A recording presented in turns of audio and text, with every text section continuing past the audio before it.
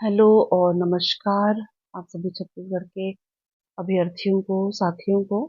मैं हूँ विनीता और इस वीडियो में हम एचआर पब्लिकेशन की वस्तुनिष्ठ किताब से मध्यकालीन इतिहास अ,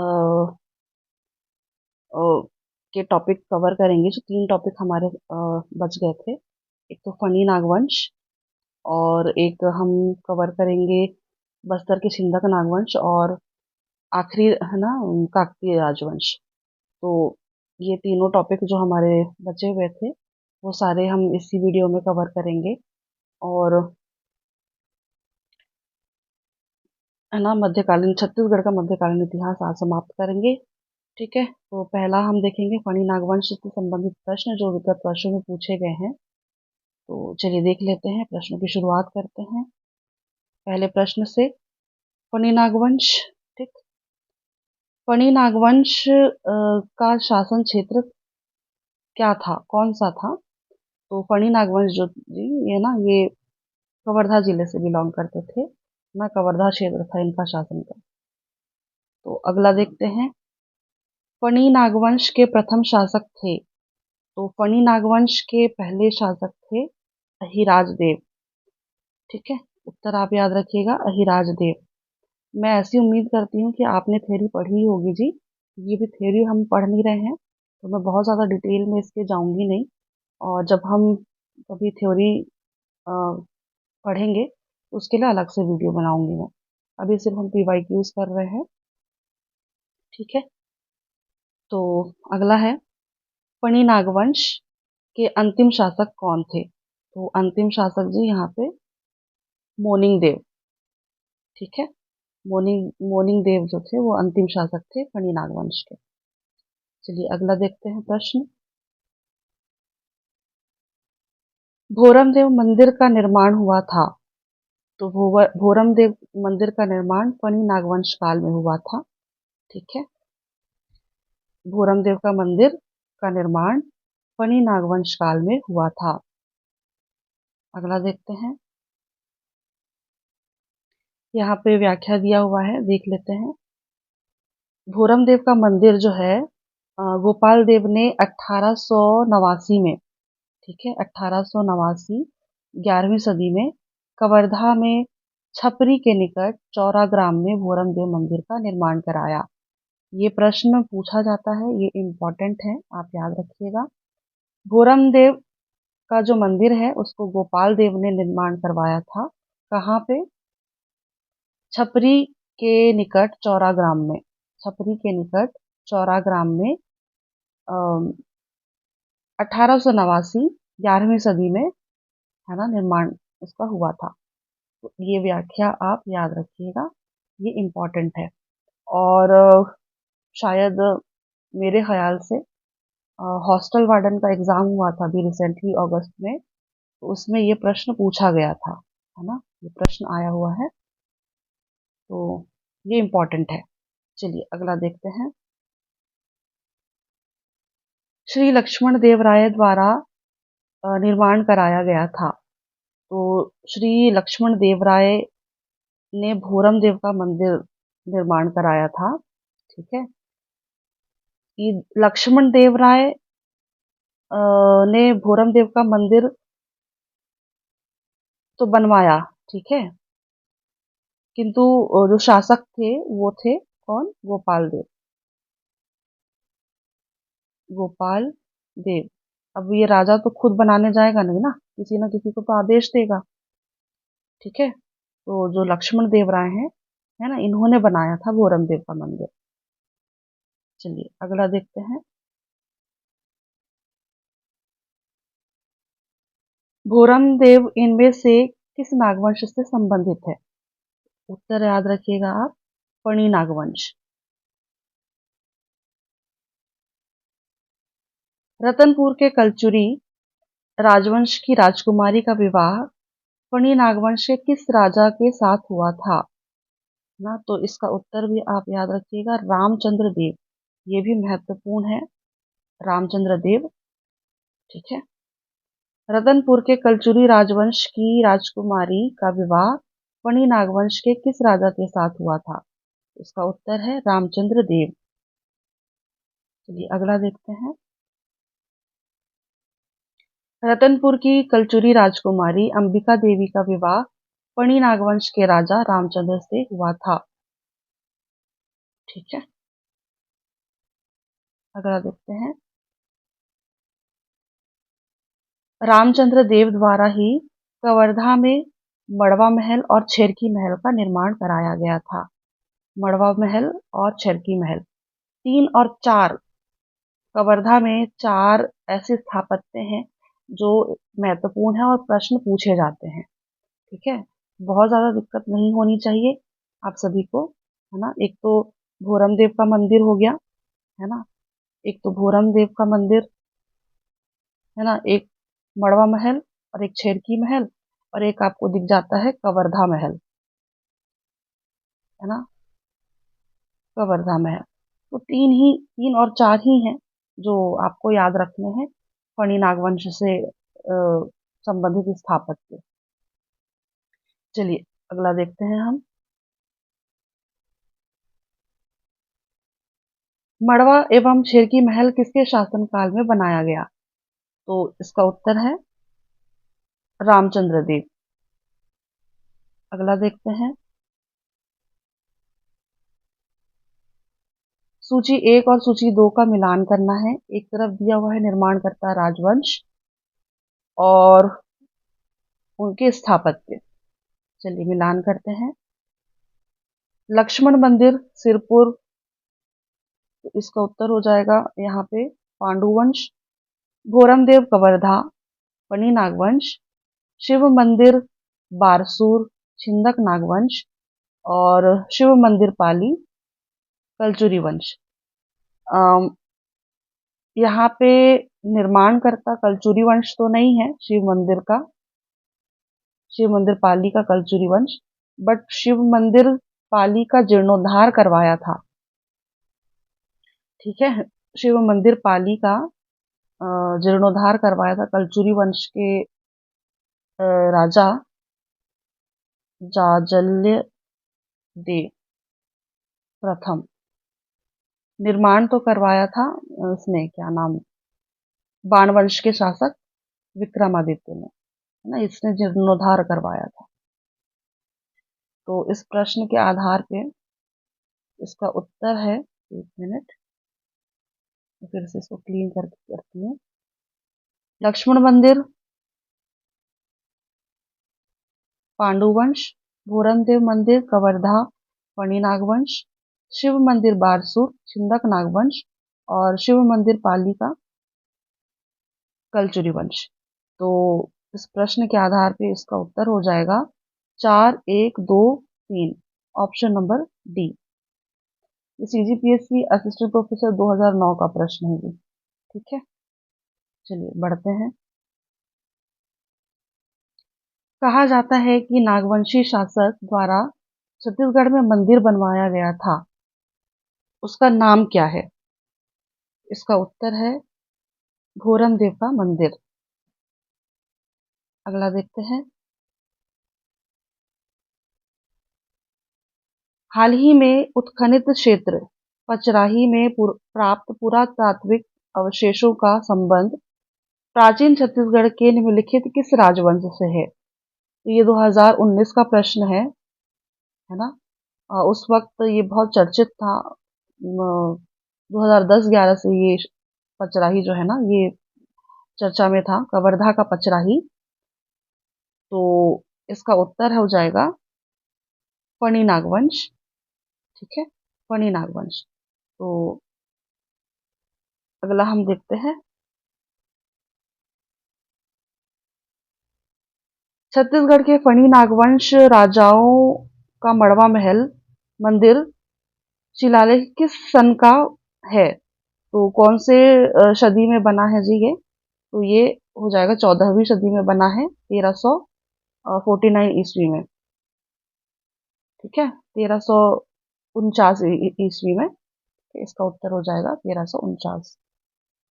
और मड़वा महल किसने बनवाया था? तो रामचंद्र देव ने, रामचंद्र देव। चलिए आगे बढ़ते हैं। भोरम देव का मंदिर का निर्माण, यहाँ पे सदी दी हुई है, शताब्दी। इसका उत्तर हो जाएगा 11वीं सदी में, है ना, 11वीं शताब्दी में नागवंशी वंश द्वारा भोरम देव का मंदिर बनवाया गया। ठीक है, चलिए बढ़ते हैं अगले प्रश्न पर। अगला व्याख्या दिया हुआ है, देख लेते हैं। छत्तीसगढ़ के खजुराहो मंदिर के नाम से प्रसिद्ध, ये भी याद रखिएगा, ये सेंटेंस भी, ठीक है। छत्तीसगढ़ के खजुराहो मंदिर के नाम से प्रसिद्ध भोरम देव मंदिर कबीरधाम जिले के छपरी, ग्राम छपरी के निकट चौरा ग्राम नामक स्थान पर स्थित है। इसका निर्माण 1089 ईस्वी में, 11वीं सदी में, फणी नागवंशीय शासक गोपाल देव के शासनकाल में लक्ष्मण देव राय द्वारा किया गया था। ठीक है, ये लक्ष्मण देव राय का प्रश्न अभी हमने थोड़ी देर पहले किया। यहाँ पर प्रतिवर्ष भोरम देव महोत्सव मनाया जाता है। वहीं यह मंदिर खजुराहो का मंदिर, यानी खजुराहो का जो मध्य प्रदेश में जो खजुराहो है, कि कंदरिया महादेव मंदिर के समतुल्य होने के कारण इसे छत्तीसगढ़ का खजुराहो भी कहा जाता है। ठीक है, ये इस तरह के जो प्रश्न है जी, ये ना मेंस में लिखने को आते हैं। ठीक है, मेंस के प्रश्न भी बनते हैं इस तरह के। तो ये जो व्याख्या दिया हुआ है, ठीक है, ये भी आप याद रखिएगा, 2 नंबर के प्रश्न बन जाते हैं मेंस में। चलिए अगला हम देखते हैं। छत्तीसगढ़ का खजुराहो किसे कहा जाता है? तो खजुराहो जी, छत्तीसगढ़ खजुराहो भोरम देव को कहते हैं। अभी अभी हमने प्रश्न व्याख्या में देखा। और देखिए ये कितने सारे एग्जाम से पूछे गए ये प्रश्न। ठीक है, चलिए अगला हम देखते हैं, बढ़ते हैं प्रश्न पे। छेरकी महल कहाँ स्थित है? तो छेरकी महल कवर्धा में स्थित है। ठीक है, अगला देखते हैं। कवर्धा महल के मुख्य प्रवेश द्वार को निम्न रूप से भी जाना जाता है। तो कवर्धा महल का जो मुख्य द्वार है उसको हाथी दरवाजा के नाम से जानते हैं। ठीक है, हाथी दरवाजा। कवर्धा पैलेस के नाम से भी जानते हैं, कवर्धा महल के नाम से भी जानते हैं। और इसका डिटेल हम एक बार देख लेते हैं, पढ़ लेते हैं। चलिए, कवर्धा महल का निर्माण एवं डिजाइन करता महाराजा धर्मराज, ठीक है, ने कराया था।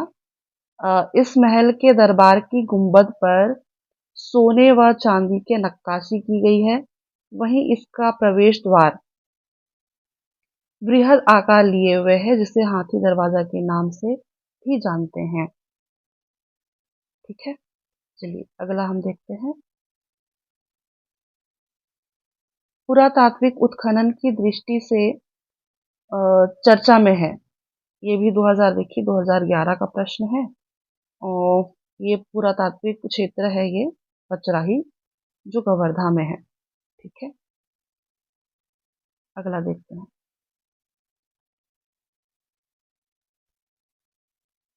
भोरम देव का मंदिर किस वंश के राजा के काल में निर्मित हुआ था? इसका उत्तर हो जाएगा फणी नागवंश। और कौन से राजा हुआ करते थे उस वक्त? गोपाल देव, गोपाल देव। ठीक है, ये भोरम देव का मंदिर कब बना था? 1089 में। ठीक है, चलिए अगला देखते हैं। इस राज्य के निम्नलिखित में से किस जिले में प्रसिद्ध पर्यटन केंद्र भोरम देव बसा हुआ है? ये प्रश्न भी हम कई बार कर चुके हैं, इसका उत्तर है कबीरधाम। चलिए बढ़ते हैं अगले प्रश्न पर। अगला हम देखेंगे बस्तर के छिंदक नागवंशी शासक। तो छिंदक नागवंश से भी हम देख लेते हैं किस तरह के प्रश्न बने हैं। ठीक है,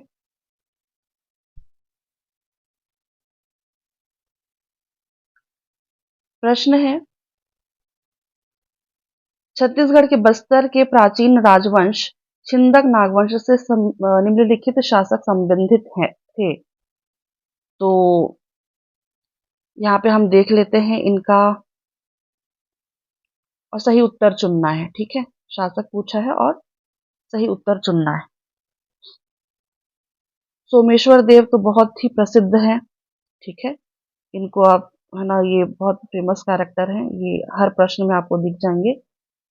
फिर हैं कन्हर देव भी हैं, नरसिंह देव भी हैं, जयदेव नहीं है ना, ये जयदेव नहीं है, छिंदक वंशी शासक नहीं है ये। तो 1, 2 और 3 ऑप्शन नंबर ए में आपको क्लियरली दिख रहा है। इसका उत्तर हो जाएगा ऑप्शन नंबर ए, सोमेश्वर देव, कन्हर देव, नरसिंह देव। चलिए, यहाँ पे छत्तीसगढ़ में छिंदक नागवंशी शासक जो हुए हैं उनका यहाँ पे क्रमशः ये दिया हुआ है, शासक दिए हुए हैं, देख लेते हैं।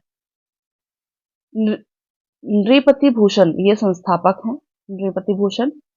धारावर्ष मधुरांतक देव, सोमेश्वर देव प्रथम, कन्हर देव प्रथम, राजभूषण सोमेश्वर देव द्वितीय, जगदेव भूषण नरसिंह देव, कन्हर देव द्वितीय, जयसिंह देव प्रथम और हरिश्चंद्र ये जो है अंतिम शासक हुए हैं। ठीक है, और साथ ही साथ एक नाम और याद रखिएगा, इनकी सुपुत्री चमेली देवी, इनको भी याद रख लीजिए कि ये जो चमेली देवी हैं ये काकती वंश के जो संस्थापक हैं अन्नम देव है ना, उनसे युद्ध करते करते वीरगति को प्राप्त हुई हैं। ठीक, तो ये भी आप कैरेक्टर याद रखिएगा, चमेली देवी को भी। तो इसमें जो सबसे महत्वपूर्ण आपको देखने को मिल जाएंगे संस्थापक है ना, वो तो संस्थापक को तो याद रखना ही होता है, और फिर एक आपको हरिश्चंद्र अंतिम शासक, धारावर्ष को भी याद रख लीजिए, सोमेश्वर देव प्रथम को भी, ये भी महत्वपूर्ण है, सोमेश्वर देव तो बेस्ट कैरेक्टर है। ठीक है, और आप याद रख लीजिए कन्हर देव प्रथम। ठीक है, चलिए अगला हम देख लेते हैं, प्रश्न पे चलते हैं हम। प्रश्न है, निम्नलिखित में से कौन से शासक बस्तर के छिंदक नागवंश से संबंधित हैं? तो सेम उसी तरह का प्रश्न है ना, तो ये हमें ये जो डिटेल्स व्याख्या में हमें जो शासक दिए हुए हैं 10 ही हैं, एक सरसरी निगाह से आप देख लीजिएगा इसे। ठीक है, प्रश्न है, निम्नलिखित में से कौन से शासक बस्तर के छिंदक नागवंश से संबंधित हैं? तो हम देख लेते हैं, सोमेश्वर देव, कन्हर देव और जयसिंह देव। गोपाल देव तो अभी है ना फणी नागवंश से संबंधित हैं। ठीक है, गोपाल देव। तो इसका उत्तर हो जाएगा 1, 3 और 4, ऑप्शन नंबर डी। अगला है, प्राचीन बस्तर के छिंदक नागवंश के निम्नलिखित शासक थे। सेम वही प्रश्न है उसी तरह का, देख लेते हैं। सोमेश्वर देव, जयसिंह देव, कन्हर देव। परमेश्वर देव का नाम हमने नहीं देखा, तो 1, 2 और 3, 1, 2 और 3 ऑप्शन नंबर ए आपको सही हो जाएगा। चलिए अगला देखते हैं। अगला है, कलचुरी शासक जाजल्य देव प्रथम ने बस्तर के किस शासक को परास्त किया था? इसका उत्तर है सोमेश्वर देव प्रथम, सोमेश्वर देव प्रथम। हमने कलचुरी वंश के प्रश्न जब हम कर रहे थे तब भी ऐसा इस तरह का प्रश्न हमने देखा हुआ है ना, तो इसका उत्तर आप याद रखिएगा, सोमेश्वर देव प्रथम। अगला हम देखते हैं, भोगवती पुरेश्वर की उपाधि धारण करते थे। तो भोगवती पुरेश्वर की उपाधि छिंदक नागवंशी शासक धारण करते थे। ठीक है, चलिए अगला प्रश्न करते हैं।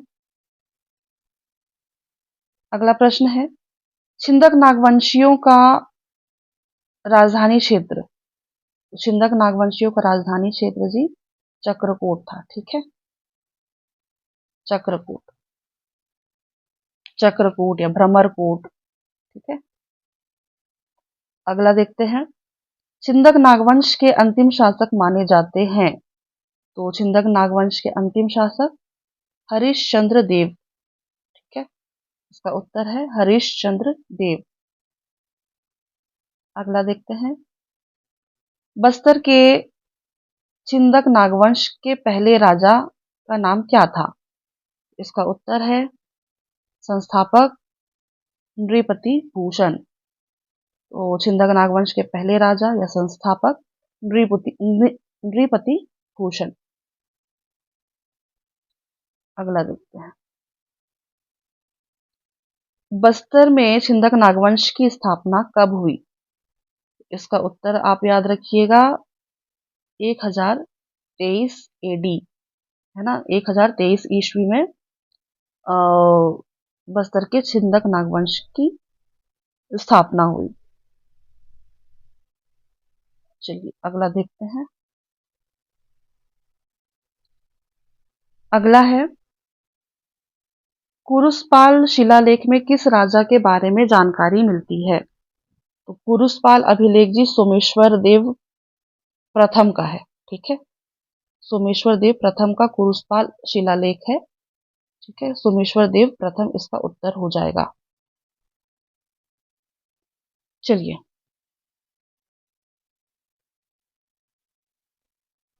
कुरुशपाल अभिलेख के अनुसार बस्तर के किस शासक ने मधुरांतक देव का वध किया। इसका उत्तर है सोमेश्वर देव प्रथम। ये जो मधुरांतक देव है ना, मैं कभी थ्योरी में आपको पढ़ाऊंगी। मधुरांतक देव इनके ही रिश्तेदार थे। ठीक है, ये धारावर्ष सोमेश्वर देव प्रथम, है ना, इनके ही रिश्तेदार हुआ करते थे। बट जब धारावर्ष की मृत्यु हो जाती है ना, तो धारावर्ष की मृत्यु के बाद ये बहुत छोटे थे सोमेश्वर देव प्रथम ना, ये उम्र में इनकी उम्र में बहुत छोटे थे। तो मधुरांतक देव ना, ये हड़प लिया था इन्होंने शासन। तो एक तो ये छोटे थे सोमेश्वर देव, और दूसरा कि, है ना, उनके पास इतना एक्सपीरियंस नहीं था। तो जब ये बड़े हुए उसके बाद फिर सोमेश्वर देव ने, है ना, मधुरांतक देव का वध किया, लड़ाई करी, और फिर बस्तर का राज्य अपने हिस्से में लिया, शासन अपने हिस्से में लिया। ठीक है, चलिए अगला हम देखते हैं, काले ग्रेनाइट से निर्मित नंदी बैल किस स्थान पर पाए जाते हैं। तो ये है इसका उत्तर बारसूर। चलिए अगला देखते हैं, प्राचीन चंद्रादित्य समुद्र नामक सरोवर किस स्थल से संबंधित है। इसका उत्तर है बारसूर। तो किसने बनवाया। तो ये धारावर्ष के शासन काल में बना था, और बनवाने वाले चंद्रादित्य समुद्र जो है, ये चंद्रादित्य है ना, इनके जो सामंत थे चंद्रादित्य धारावर्ष के, है ना, उन्होंने ही बनवाया था ये चंद्रादित्य समुद्र। ठीक है, चलिए बढ़ते हैं, यहाँ पे दिया हुआ है व्याख्या, पढ़ लेते हैं। छिंदक नागवंशी शासक धारावर्ष के शासनकाल में बारसूर में निम्नलिखित उल्लेखनीय कार्य हुए। एक तो मामा भांजा मंदिर, बत्तीसा मंदिर, विशाल गणेश की प्रतिमा, चंद्रादितेश्वर मंदिर और चंद्रादित्य सरोवर। तो इनको बनाने वाले जो है निर्माण करता थे, धारावर्ष के शासनकाल में तो बना, बट चंद्रादित्य इनके सामंत थे, है ना, चंद्रादित्य इनके जो सामंत थे, इन्होंने ही बनवाया था। ठीक है, चलिए अगला हम देखते हैं, पुराना बामा भांचा मंदिर इनमें से किस स्थान पर है। इसका उत्तर है बारसूर। अगला देखते हैं, ढोलकल क्षेत्र जो हाल ही में समाचार में था किससे संबंधित नहीं है? तो ये नारायणपुर से संबंधित नहीं है। ठीक है, क्यों? क्योंकि ढोलकल मंदिर जो है ये दंतेवाड़ा क्षेत्र में आता है। ठीक है, दंतेवाड़ा क्षेत्र में आता है, नारायणपुर जिला नहीं है। चलिए अगला देखते हैं। हाँ, ढोलकल मंदिर जो है ना, ये गणेश जी की मूर्ति है। ठीक है, ढोलकल मंदिर जो है ये गणेश जी की मूर्ति है यहाँ पे। चलिए अगला देखते हैं। अगला व्याख्या भी दिया हुआ है। ढोलकल क्षेत्र में गणेश जी की मूर्ति स्थित है जो दंतेवाड़ा क्षेत्र में स्थापित है। यह सिंधक नागवंशियों से संबंधित है। असामाजिक तत्वों के द्वारा मूर्ति को खंडित करने के बाद इसे पुनः जोड़कर स्थापित किया गया है। चलिए अगला प्रश्न देखते हैं। ये ढोलकल जो क्षेत्र है ये काफी ऊंचाई में है और मुझे याद नहीं है कि इसकी ऊंचाई कितनी है, और है ना, बहुत ऊंचाई में ये प्रतिमा रखी गई है गणेश जी की। चलिए अगला हम देखते हैं। कुरुसपाल अभिलेख किस भाषा में लिखा है? इसका उत्तर है संस्कृत भाषा में। छत्तीसगढ़ में तो लिखा नहीं होगा, हिंदी में भी लिखा नहीं होगा, अंग्रेजी में भी लिखा नहीं होगा। ऐसा प्रश्न पूछा है ये लड्डू सा। चलिए अगला देखते हैं। कुरुसपाल अभिलेख सिंधक नागवंशीय शासक सोमेश्वर देव की तिथि विहीन नागरी लिपि संस्कृत भाषा में लिखित अभिलेख है। इस शिलालेख में 39 पंक्तियां हैं जिसमें सोमेश्वर देव के विजय अभियानों का उल्लेख है। 39 पंक्तियां। ठीक है, 39 पंक्तियां हैं जिसमें सोमेश्वर देव के विजय अभियानों का उल्लेख मिलता है। चलिए अगला हम देखते हैं। अगला हम देखेंगे काकतीय वंश से। ठीक है, चलिए प्रश्नों की शुरुआत करते हैं।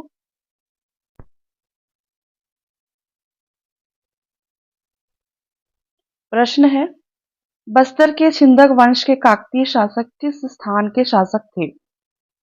ये उत्तर विलोपित किया हुआ है। ये दरअसल वारंगल क्षेत्र से आते थे। वो क्षेत्र जो था वो वारंगल का था। ठीक है, जब हम भारत का मैप देखते हैं तो वो एरिया जो है दक्षिण का वो वारंगल क्षेत्र के अंतर्गत आता है, तेलंगाना वाला। ठीक है, चलिए देखते हैं। बस्तर का काकतीय वंश या चालुक्य वंश मूलतः वारंगल जो वर्तमान में तेलंगाना क्षेत्र से संबंधित था। इस वंश के संस्थापक अन्नम देव थे, है ना, जिन्होंने 1324 में छिंदक नागवंशी शासक हरिश्चंद्र देव को पराजित कर इस क्षेत्र में काकतीय वंश की नींव रखी थी। चलिए बढ़ते हैं अगले प्रश्न पर। बस्तर के चालुक्य या काकतीय वंश का संस्थापक कौन था? उसका उत्तर है अन्नम देव। अगला देखते हैं। बस्तर में रहने वाले खालिस्तान की जीवन शैली और तौर तरीके आंध्र प्रदेश के वारंगल जिले में रहने वाले उनके समकक्षों की तरह है। इसका उत्तर हो जाएगा जी हलबा। हलवा वासी वहां पे ज्यादा है। ठीक है, यहाँ हलवा। बस्तर में रहने वाले हलबा की जीवन शैली और तौर तरीके आंध्र प्रदेश के वारंगल जिले में रहने वाले उनके समकक्षों की तरह है। चलिए बढ़ते हैं अगले प्रश्न पर। इस राज्य के इस क्षेत्र में काकतीय वंश ने शासन किया। इसका उत्तर है बस्तर। ठीक है, इसका उत्तर हो जाएगा बस्तर। सरगुजा, छुई, खदान, जशपुर। लॉजिक देख रहे हैं आप? 2017 का प्रश्न है ये। चलिए बढ़ते हैं। अगला प्रश्न है, बस्तर में चालुक्य वंश की स्थापना कब हुई? इसका उत्तर हो जाएगा 1324 में। 1324 में चालुक्य या काकतीय वंश कह दीजिए, दोनों में से कुछ भी, है ना। चालुक्य वंश भी और काकतीय वंश दोनों एक ही हैं। ये 1324 ईस्वी में, है ना, इसकी स्थापना हुई और स्थापना करने वाले अन्नम देव, अन्नम देव। चलिए अगला देखते हैं। दंतेवाड़ा की देवी दंतेश्वरी निम्न में से किस राजवंश की कुल देवी है? इसका उत्तर है काकतीय वंश। ठीक है, चलिए अगला देखते हैं।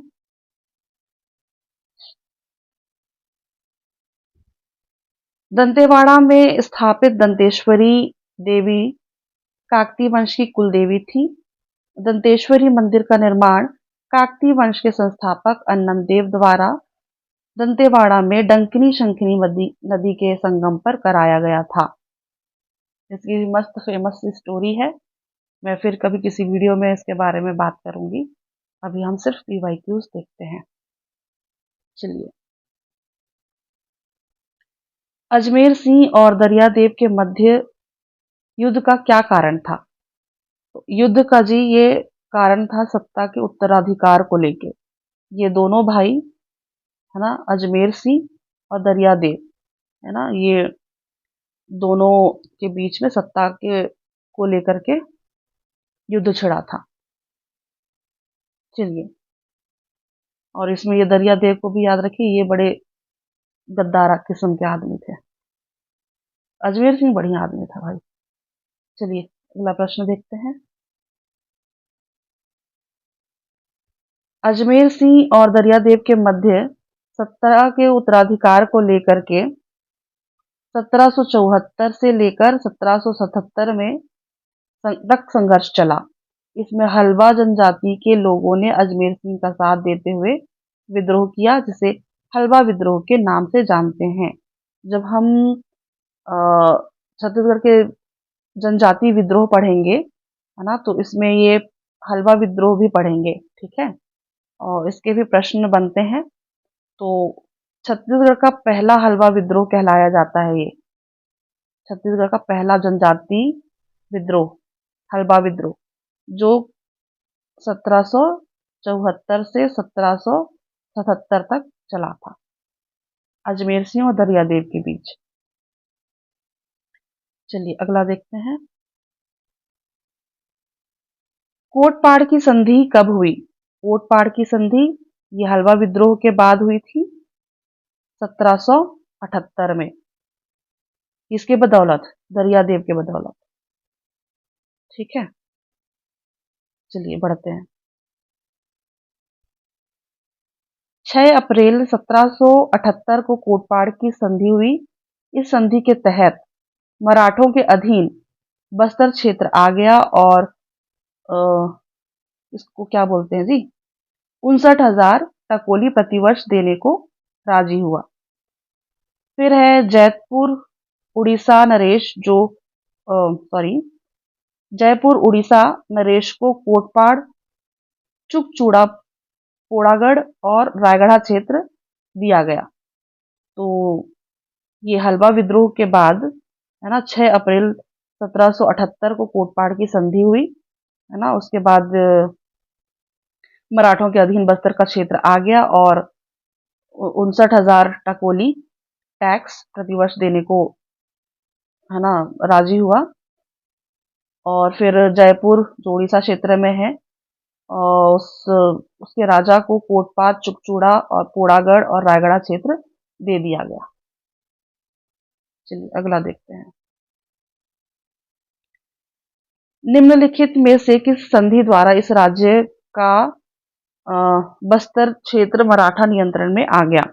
इसका जी उत्तर है कोटपाड़ का संधि, कोटपाड़ की संधि। अगला देखते हैं। भोपालपट्टनम संघर्ष किस वर्ष हुआ था? तो भोपालपट्टनम संघर्ष भी महत्वपूर्ण है। ये 1795 ईस्वी में हुआ था। मिस्टर ब्लंट को याद रखिएगा आप, कैप्टन ब्लंट, है ना, ब्लंट, इसको याद रखिएगा। ये, है ना, ये बस्तर क्षेत्र में ये आना चाह रहे थे, तो इंद्रावती नदी जो है ना, ये इंद्रावती नदी, यहीं पे ही उनको यहाँ पे रोक दिया गया था, भोपालपट्टनम आने नहीं दिया गया वहाँ की जनजातियों के द्वारा। ठीक है, अगला देखते हैं। भोपालपट्टनम का संघर्ष 1795 ईस्वी में मिस्टर ब्लंट के आगमन के विरोध में बीजापुर के भोपालपट्टनम क्षेत्र में हुआ था। यह संघर्ष काकतीय वंश शासक दरियादेव 1777 से 1800 के शासनकाल में हुआ था। चलिए अगला देखते हैं। भोपालपट्टनम संघर्ष की शुरुआत कब हुई? 1795। उत्तर आप याद रखिएगा, 1795। भोपालपट्टनम संघर्ष के कारण क्या थे? इसका कारण था मिस्टर ब्लंट के आगमन का विरोध, उनको आने देना ही नहीं था अपने क्षेत्र पे। ठीक है, अगला देखते हैं। इस राज्य का निम्नलिखित में से कौन सा शहर चौराहों का नगर के नाम से जाना जाता है? इसका उत्तर है जगदलपुर। ठीक है, अगला देखते हैं। जगदलपुर शहर को चौराहों का नगर के नाम से जाना जाता है। इसका श्रेय काकतीय नरेश रुद्र प्रताप देव को जाता है। चलिए अगला देखते हैं प्रश्न। छत्तीसगढ़ में काकतीय वंशीय शासक और उनकी राजधानी सुमेलित नहीं है। चलिए देख लेते हैं। अन्नमदेव मंधोता, ये तो सुमेलित है। पुरुषोत्तम देव चक्रकोट, ये भी सुमेलित है। दलपत देव जगदलपुर, ये भी सुमेलित है। भोपाल देव, भोपाल देव तो पता नहीं, लेकिन भूपाल देव ने मैंने नाम सुना हुआ है। भूपाल, ये दंतेवाड़ा, दंतेवाड़ा जैसा कुछ राजधानी रहा नहीं, तो इसका उत्तर हो जाएगा जी, इसका उत्तर हो जाएगा ऑप्शन नंबर डी, भोपाल देव दंतेवाड़ा। चलिए अगला देख लेते हैं। बस्तर क्षेत्र पर आक्रमण करने वाला पहला भोसला सेनापति कौन था? इसका उत्तर है नीलू पंत। ठीक है, 1770 में, 1770 में दलपत देव के शासनकाल में, ठीक है, दलपत देव के शासनकाल में बस्तर क्षेत्र पर आक्रमण किया था। हाँ, किंतु है ना, सफल नहीं हुआ था। अगला देख लेते हैं। अगला व्याख्या में भी वही दिया हुआ है। मराठा सेनापति नीलू पंत या नीलू पंडित जिसको भी कहते हैं, 1777 में दलपत देव के शासनकाल में बस्तर क्षेत्र पर आक्रमण किया, किंतु वे सफल नहीं रहे। चलिए अगला प्रश्न करते हैं। निम्नलिखित में से किसके शासनकाल में गोंचा पर्व की शुरुआत हुई? ये भी बड़े फेमस कैरेक्टर हैं जी, पुरुषोत्तम देव, है ना, याद रखिएगा, इससे प्रश्न बनते हैं। इसका उत्तर है पुरुषोत्तम देव। गोंचा पर्व की शुरुआत हुई थी। अगला प्रश्न। सन 1910 के विद्रोह के समय बस्तर रियासत का राजा कौन था? 1910 के विद्रोह में, ये 1910 में जी ना भूमकाल विद्रोह हुआ था। ठीक है, ये भूमकाल, भूमकाल विद्रोह, ठीक है, ये याद रखिएगा।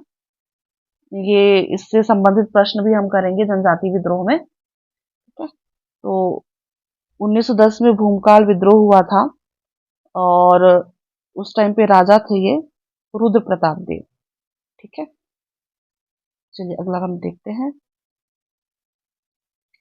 व्याख्या दिया हुआ है। रुद्र प्रताप देव के शासनकाल में गुंडाधुर के नेतृत्व में 1910 ईस्वी में बस्तर का प्रसिद्ध भूमकाल विद्रोह हुआ था। ठीक है, चलिए अगला देखते हैं। छत्तीसगढ़ की रियासतों को विलीनीकरण के समय बस्तर राज्य के किस शासक ने समझौते पर हस्ताक्षर किया था? तो जब छत्तीसगढ़ का विलीनीकरण हो रहा था रियासतों का भारत संघ में, है ना, तो उस वक्त जो समझौते पर हस्ताक्षर किया जिन्होंने, उस टाइम पे शासक जो थे वो थे प्रवीर चंद्र भंजदेव। प्रवीर चंद्र भंजदेव वहाँ के राजा थे जब छत्तीसगढ़ के रियासतों को भारत संघ में मिलाया जा रहा था। तो समझौते पर हस्ताक्षर किसने किया? तो प्रवीर चंद्र भंजदेव। चलिए अगला देखते हैं। बस्तर की रानी जुगराज कुंवर ने अपने राजा के विरुद्ध कब विद्रोह किया था? तो इसका उत्तर याद रखिएगा, 1878 से 82। बस्तर की रानी जुगराज कुंवर, इनके पति थे भाई साहब भैरम देव। ठीक है, भैरम देव, है ना, इनके पति थे भैरम देव। इनकी ये जो रानी जुगराज जो है, सॉरी, ये जो भैरम देव है ना, ये इनकी ऑलरेडी दो रानियां थी। इनकी ऑलरेडी दो रानियां थी, लेकिन ये अंग्रेजों के अधीन थे। तो है ना, इनको कहा गया कि आप भाई साहब तीसरी शादी कर लीजिए, और नावाबाई, याद रखिएगा, नावाबाई। तो नावाबाई से आप शादी कर लीजिए, विवाह कर लीजिए, और कुछ रहा होगा उनका ये षड्यंत्र षड्यंत्र तो करते ही थे अंग्रेज। तो नवाबाई से इन्होंने साम्राज्य के लिए या फिर समथिंग कुछ भी, है ना, नवाबाई से इन्होंने शादी कर ली थी। तो उसी के विरोध में रानी जुगराज जो है विरोध, है ना, किया था, और ये सफल भी हुई थी, है ना, ये सफल भी हुई थी। चलिए अगला देखते हैं। बस्तर की रानी जुगराज कुंवर ने अपने राजा के विरुद्ध कब विद्रोह किया? तो सेम प्रश्न है जी। चलिए कोई बात नहीं, इसका उत्तर याद रखिएगा आप, 1878 से 82 तक। अगला देख लेते हैं, उसी का व्याख्या यहाँ दिया हुआ है। जुगराज कुंवर जिन्हें रानी चोरिस के नाम से भी जानते थे, इन्होंने अपने पति एवं शासक भैरम देव के खिलाफ विद्रोह किया, जो 1878 से 1882 तक चला। अगला देख लेते हैं। बस्तर में रानी चोरिस विरोध किसके द्वारा किया गया था? रानी जुगराज कुंवर देवी। चलिए अगला देखते हैं। भ्रमरकोट किस नगर का प्राचीन नाम है? इसका उत्तर है भ्रमरकोट बस्तर का प्राचीन नाम है। चक्रकोट, भ्रमरकोट, महाकांतार, है ना, इस तरह के नाम से जाना जाता था पहले। अगला देख लेते हैं। अगला प्रश्न है, निम्नलिखित कथनों को पढ़िए और सही विकल्प को चुनिए। प्रफुल्ल कुमारी देवी छत्तीसगढ़ की द्वितीय महिला शासक थी। नहीं, प्रथम महिला शासक थी ये। और प्रफुल्ल कुमारी देवी का राज्याभिषेक 1600 सॉरी 1916 में हुआ। 1916 में नहीं हुआ था जी, ये ना 1922 में हुआ था। ठीक है। और अगला कथन है, राज्याभिषेक के समय प्रफुल्ल कुमारी देवी की आयु 12 वर्ष थी। तो ये तो सही है। तो इसका उत्तर हो जाएगा, क्योंकि ये दोनों गलत है, कथन 1 और कथन 2 गलत है। कथन 1 और 2 गलत है, लेकिन कथन 3 सही है। इसका उत्तर हो जाएगा option number D. CGPSC pre 2020 का प्रश्न है ये। चलिए अगला देखते हैं। यहाँ व्याख्या भी दिया हुआ है। महारानी प्रफुल्ल कुमारी देवी छत्तीसगढ़ की प्रथम महिला शासिका थी, जिनका राज्याभिषेक 12 वर्ष की आयु में सन 1922 में हुआ था, जबकि उनका विवाह 1927 में मयूरभंज महाराज के भतीजे प्रफुल्ल चंद्र भंजदेव के साथ हुआ था? अगला देख लेते हैं। अगला प्रश्न है, किस वंश के शासक ने जगदलपुर का दलपत सागर बनवाया था? तो इसका उत्तर हो जाएगा काकतीय वंश। ठीक है, काकतीय वंश के शासक ने जगदलपुर का दलपत सागर बनवाया था और शासक का नाम था दलपत देव। ठीक है, दलपत देव। दलपत देव ने दलपत सागर बनवाया था। ठीक है, और यही दलपत सागर को ही ना जी अभी रिनोवेट करवाया जा रहा है। ठीक है, चलिए बढ़ते हैं। दलपत सागर इसका पुराना नाम था भूपाल ताल और ये काकतीय वंश से संबंधित है। इसमें विशेष क्या है, तो जगदलपुर में दलपत देव ने अपने नाम पर दलपत सागर नामक तालाब या झील का निर्माण करवाया था, जो वर्तमान में छत्तीसगढ़ की सबसे बड़ी झील है। ठीक है, इसको रेनोवेट करवा रहे थे ये भूपेश बघेल सरकार के टाइम पे, तो ठीक है, रेनोवेशन चल रहा था इसका। चलिए अगला देखते हैं। अगला प्रश्न है, बस्तर में काकतीय वंश के निम्नलिखित शासकों का सही क्रम निर्धारित कीजिए। चलिए हम उनका सही क्रम देखते हैं। पहले नंबर पे अन्नम देव, दूसरे पे आपको मिल जाएंगे पुरुषोत्तम देव, तीसरे पे नरसिंह देव और चौथे पे दलपत देव। हालांकि ये एक के बाद ऐसे नहीं है ना, बट यहाँ पे प्रश्न के आधार पर अन्नम देव, फिर पुरुषोत्तम देव और नरसिंह देव और फिर दलपत देव। तो 1 3 2 4, 1 3 2 4 ऑप्शन नंबर बी। चलिए अगला हम देख लेते हैं। यहाँ पे उनका शासन काल भी दिया हुआ है ना, देख लिया जाए। अन्नम देव 1324 से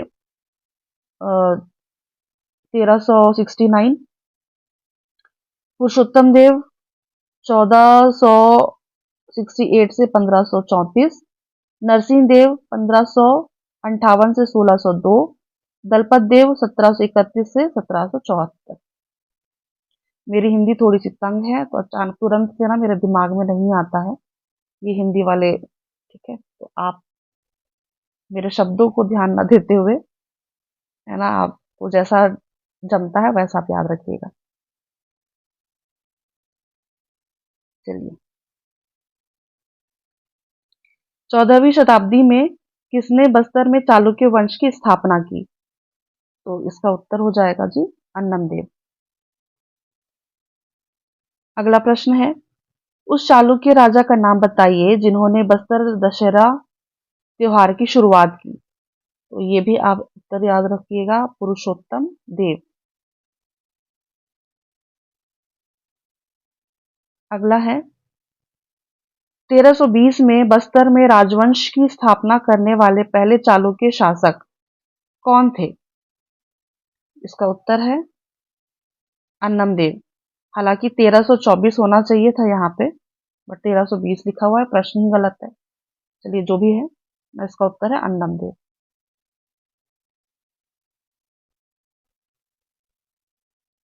अगला है, 1320 में चालुक्य वंश की स्थापना छत्तीसगढ़ के किस जिले में हुई थी? इसका उत्तर है बस्तर। अगला हम देखते हैं, दंतेवाड़ा में प्राप्त संवत 1760 का छत्तीसगढ़ी मिश्रित गद्य शिलालेख किस राजा से संबंधित है? इसका उत्तर आप याद रखिएगा जी, दिक्पाल देव। ठीक है, ये 1760 का छत्तीसगढ़ी मिश्रित गद्य शिलालेख है। उत्तर है इसका दिक्पाल देव।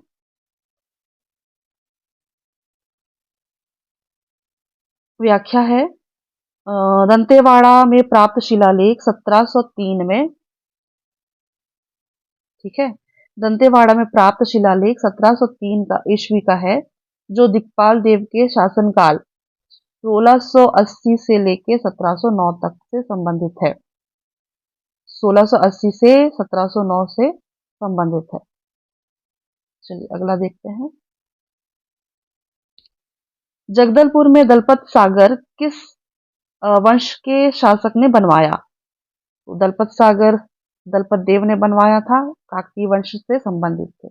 इसका उत्तर है काकतीय वंश।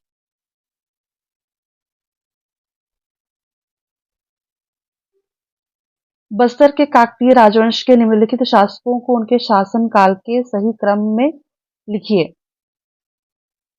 चलिए तो यहाँ पे देख लेते हैं, उनका सही क्रम चुनना है। पहले आप पहले नंबर पे ये क्या नाम, भैरव देव, फिर दूसरे नंबर पे पुरुषोत्तम देव, हालांकि ये चौथे चौथे नंबर पे आते हैं पुरुषोत्तम देव, है ना। इस प्रश्न के आधार पर पहले नंबर पे भैरम देव, दूसरे नंबर पे पुरुषोत्तम देव, तीसरे नंबर पे आपको मिल जाएंगे नरसिंह देव, और फिर चौथे पे मिल जाएंगे प्रतापराज देव। तो इस प्रश्न के आधार पर इसका उत्तर होगा 2143, 2143, ऑप्शन नंबर ए। चलिए अगला प्रश्न करते हैं। मां दंतेश्वरी मंदिर कहाँ स्थित है? तो मां दंतेश्वरी मंदिर दंतेवाड़ा में स्थित है। डंकिनी शंखिनी मंदिर डंकिनी शंखिनी नदी के संगम पर यह मंदिर स्थित है, ठीक है, 14वीं शताब्दी में। यहाँ पे व्याख्या दिया हुआ है। प्रसिद्ध दंतेश्वरी मंदिर दंतेवाड़ा जिले में है। 14वीं सदी में काकती वंशीय शासक अन्नम देव ने बनवाया। यह मंदिर डंकिनी शंखिनी नदी के संगम पर स्थित है। अगला है, दंतेश्वरी मंदिर का निर्माण किस शताब्दी में किया गया था? अभी अभी देखा हमने व्याख्या में भी, 14वीं शताब्दी में इसका निर्माण हुआ था। चलिए अगला है, अगला एक ही प्रश्न है। बस्तर के गंगवंश से, है ना, वो कभी कभार व्यापम और आयोग को ना झटका लग जाता है, तो ऐसे कहीं से भी उठा करके प्रश्न पूछ लेता है। तो ये इकलौता ऐसा प्रश्न है, देख लेते हैं इसको भी। बस्तर के गंगवंशीय शासक किस स्थान से आए थे? इसका उत्तर है जगन्नाथपुरी, ठीक है, इसका उत्तर हो जाएगा जगन्नाथपुरी। चलिए यहाँ पे ना प्रश्न समाप्त होते हैं। अगला आ, हम कोई और टॉपिक देखेंगे। प्रश्न यहाँ पे तो समाप्त हो गए हैं। अगला फिर चलिए, आशा करती हूँ इस वीडियो से आपको थोड़ी बहुत मदद मिली होगी। मैं आपसे मिलूंगी फिर अगले वीडियो पर किसी नए टॉपिक के साथ। शायद हम जनजाति विद्रोह पढ़ेंगे, ठीक है। और तब तक के लिए आप सभी को परीक्षा की हार्दिक शुभकामनाएं। स्वास्थ्य का ध्यान रखिए, ठंड बहुत बढ़ गई है। परमेश्वर आप सभी को सफलता दिलाए, ठीक है। धन्यवाद, शुक्रिया और आभार।